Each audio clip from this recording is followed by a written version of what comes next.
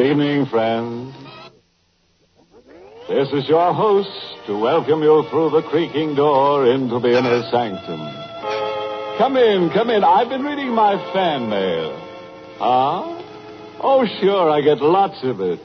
Delivered in a hearse every morning.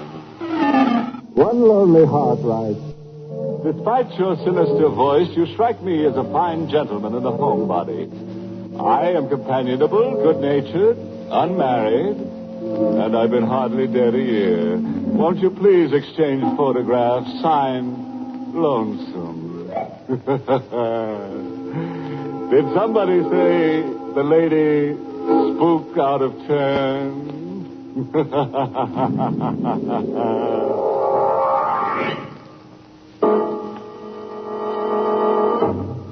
Tonight's Inner Sanctum mystery, The Devil's Fortune, was written by John Robert and stars Carl Swenson in the role of Tracy with Charles Irving as McNamara.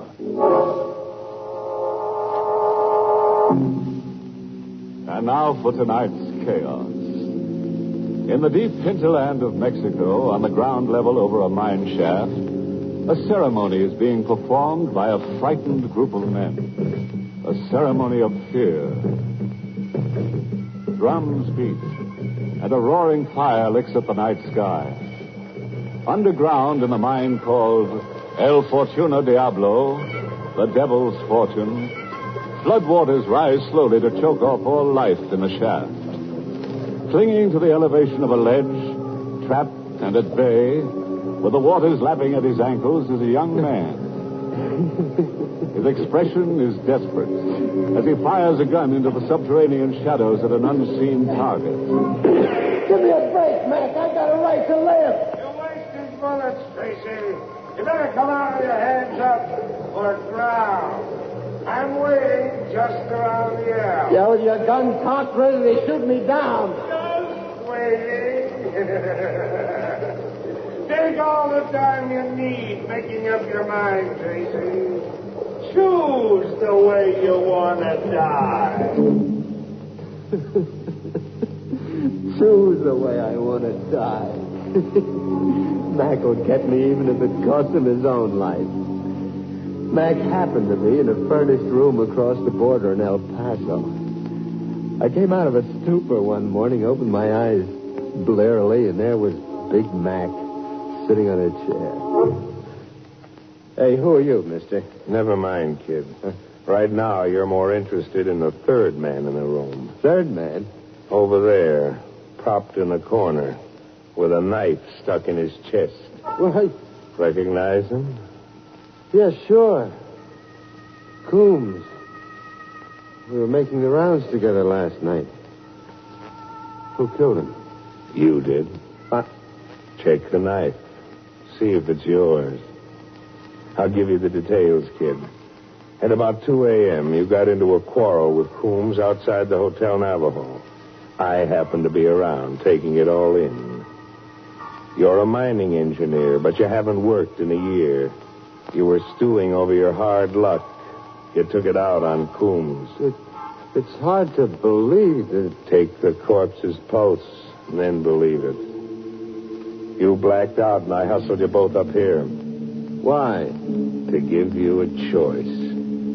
Either I call the cops, or the three of us go for a ride. We'll dump Coombs somewhere, and then the two of us push on into the interior of Mexico. Is it a deal? Why are you helping me? What's in it for you, Mr. McNamara? You're a crack mine engineer. I need a crack mine engineer that I can trust. Your knife in Coombs means I can trust you anytime, anywhere. We dumped Coombs, and 2 days later we were 500 miles inside Mexico. Mac? Huh? I've been thinking. That story that you palmed off on me about Coombs. You stuck that knife in him. Maybe. But you'll never be able to prove it now. Mac, you're crazy. And you're soft. Soft and sentimental. The world's an anthill. Knifing Coombs was like stepping on an ant. Get tough, Tracy. Think big. How big? This big. I've got a map here. Yeah. Read off the name. El Fortuno Diablo. An abandoned gold mine just outside a native village called Alicante. All boxed in and boarded up. Hasn't been worked in 20 years. A fortune's been laying around begging for takers. Well, why hasn't anybody worked the mine? Fright. They're all petrified with fright. From the owner, a chump named Parento, right on down the line to everybody in town. There's a legend about the mine that scares them. The devil is supposed to make his headquarters there. Hey, the map is spotted with blood. Whose blood is that, Mac? The chump who had the map previous to me. Called himself Klondike. He lay there drooling over the map, whispering to himself about El Fortuno Diablo. Week in and week out, month after month, I listened to Klondike whispering to himself. Lay there? Lay where, Mac? I had to break his hand open to get the map out of his fingers. Where were you, Mac? I'll tell you sometime, Tracy. Sometime when you get out of line, maybe, you'll wish I hadn't told you.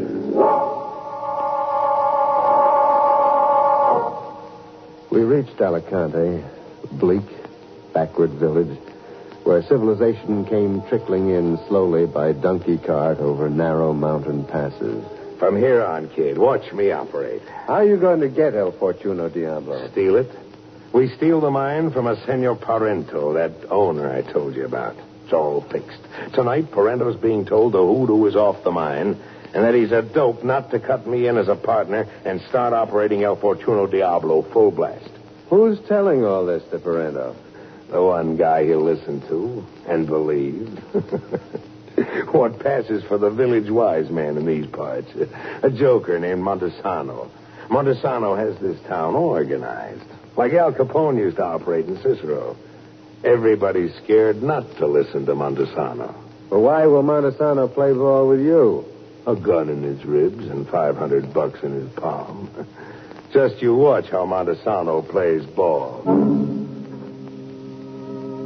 I watched Montesano bat a home run for McNamara.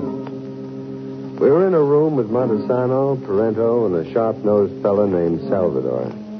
Salvador acted as a sort of bodyguard, advisor, and local technical expert to Parento.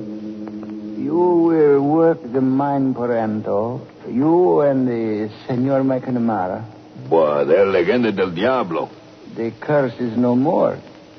When your father was killed, he put the 20-year curse on El Fortuno Diablo. And now the time is over. Boy, the man. They will not work the mine.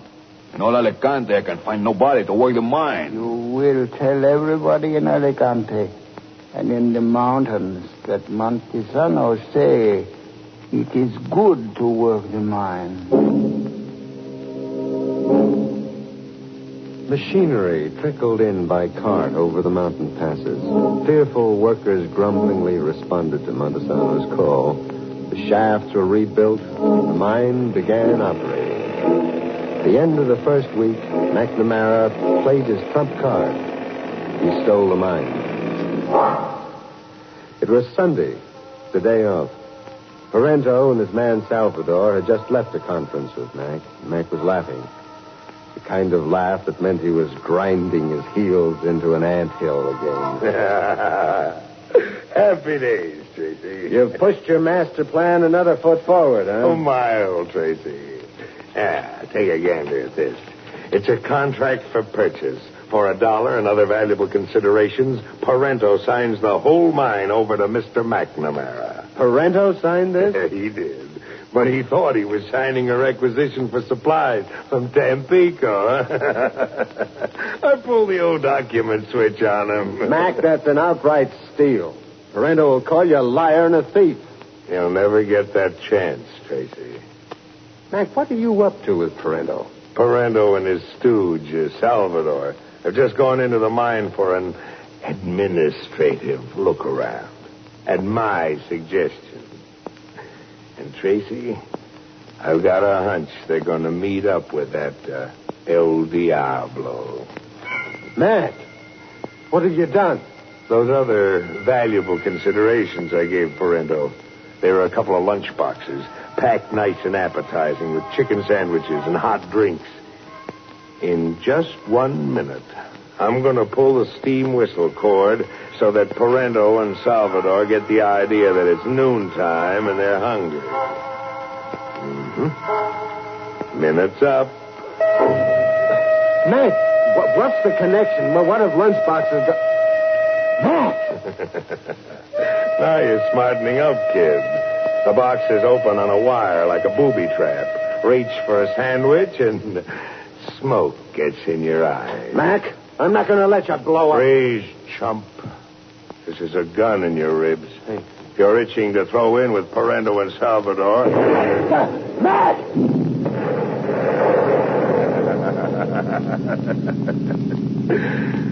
Parento and Salvador got hungry. Now we're really in the mining business, Tracy. Big.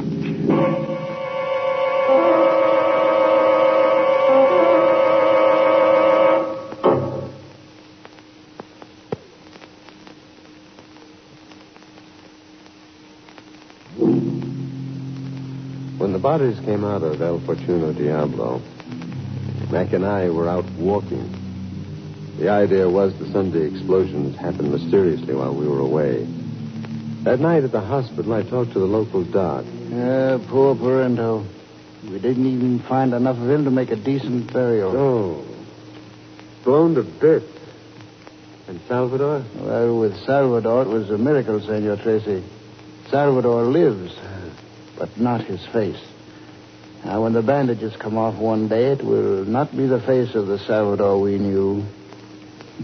Just like his mind, poor Salvador left his face behind him in El Fortuno Diablo. Parento blown to bits and Salvador with his head swathed in bandages. McNamara's master plan was going great. Now the mine worked full blast, round the clock, day and night. Montesano was on hand when needed, telling everybody the hex was off, keeping the men in line for Mac. The men were working overtime, but so was the accident emergency bell connecting the shaft to the shack we supervised from.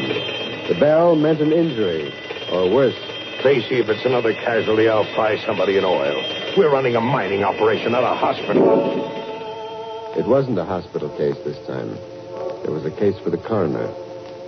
In the mine shaft, face upward, with his eyes fixed and unwinking, lay a miner, Miguelito. All of a sudden, Senores Miguelito, he let out a cry and dropped to the ground. I live 1,000 años and I never forget Miguelito's cry. What killed him, Tracy? Well, nothing apparent, Mac. No wound, nothing. Shock, I'd say, from the look on his face. It was El Diablo. El Diablo come before Miguelito. His face is black and standing from the side of his head, I see horns. Start that line of talk, Manuelo. You're scaring the men.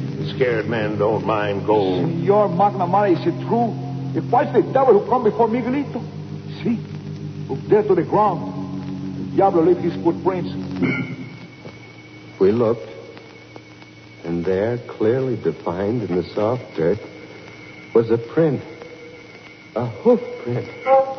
Mac, it's a hoof. It's a cloven hoof. Tracy, so help me if you blow your top in front of the men. Miguelito had a heart attack, men. He was just a kid, not up to being a miner. Now everybody back to work. The men went back to mining for gold. And the emergency bell kept ringing. Tracy. Yes? Go fetch that Alicante wise man. Tell Montesano the men need another spiel about how the devil has called it quits and the hoodoo's off the mine. As the devil called quits, Mac? Tracy, you blow your top and I'll blow your head off. I'm here to mine gold. If I have to kill every mother's son of you and work the mine myself. How do you explain the 4 murdered men, then? Bad hearts, the 24-hour shift. Maybe the men got to brawling among themselves down there. It's easier to blame a killing on the devil than face a murder rap. Now what? That's the fire bell. Fire, Mac. Another omen of disaster. Your gold mine is going up in smoke.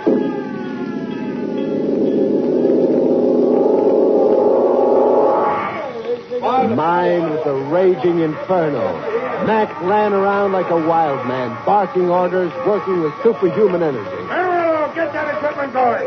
Beat the fireman and I'll double everybody's pay. Hey, Axel, You let the fire get out of control and lose the mine, and I'll sing every living one of you a farewell lullaby with this. Mac was threatening them with a sample submachine gun spray. He meant mass murder, and the men knew it. Now you're slowing up then. Maybe a little music will give you more inspiration.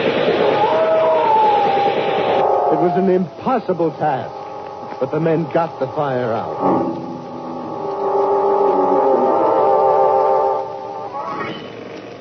Tracy, Yes? about those hoof prints around the mine, the cloven hoof. I've been giving it a lot of thought. I thought those things didn't bother you. Not like they bother you, chump. They bother me another way. To me, it's a gimmick. And I get nervous if I can't figure out how a gimmick operates. A gimmick? I don't get you. We'll take a walk tonight, the two of us. And I'll show you what I figured out. I've been playing timekeeper to the devil for a week now. Clocking him in and clocking him out. We took that walk. With the wind at our back, we hauled up outside a deserted mud house, located halfway between El Fortuna Diablo and the town. According to my timepiece, the devil is 2 minutes late. Mac, you're not making sense. Now, have yourself a look at the devil, Tracy. The devil was walking stealthily toward the door of the mud house. He looked just like Manuelo had described him. Black from head to foot, horns rising from his skull, and feet formed into hooves. We watched him, and he came after me. I ran in panic into the mine. Here, in the trap. The waters are rising. Mac's around an L somewhere in the tunnel, waiting in ambush. And I have got a choice.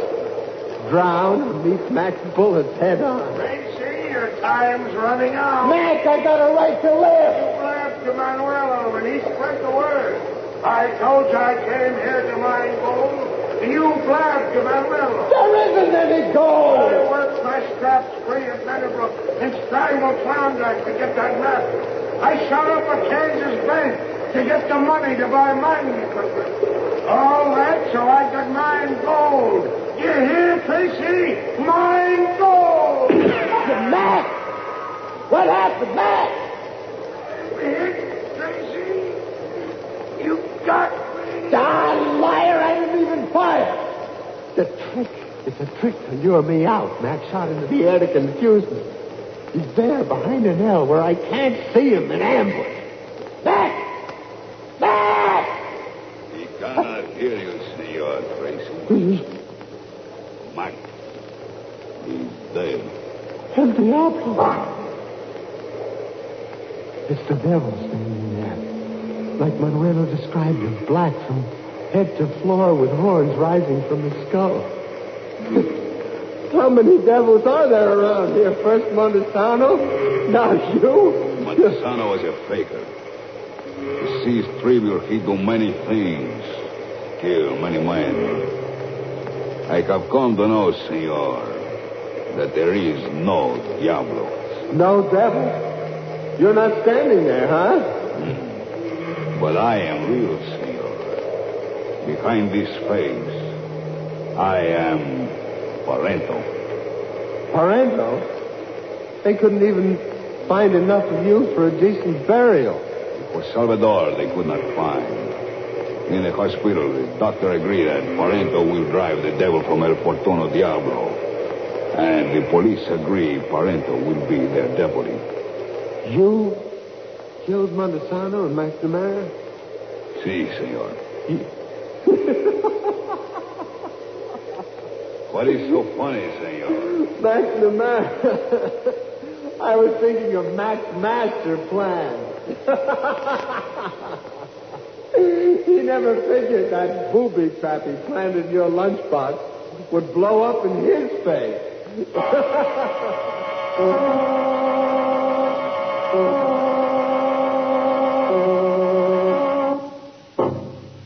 A porter in a gold-buying service once swept this track into a refuse pile.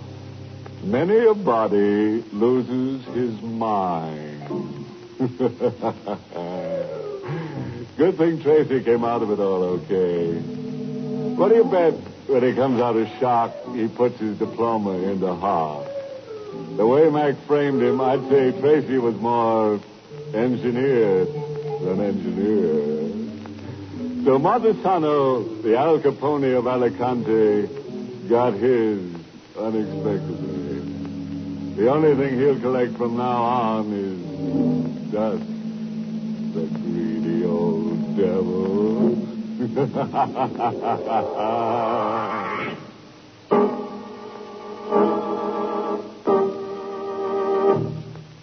Good night. This is WRR Dallas.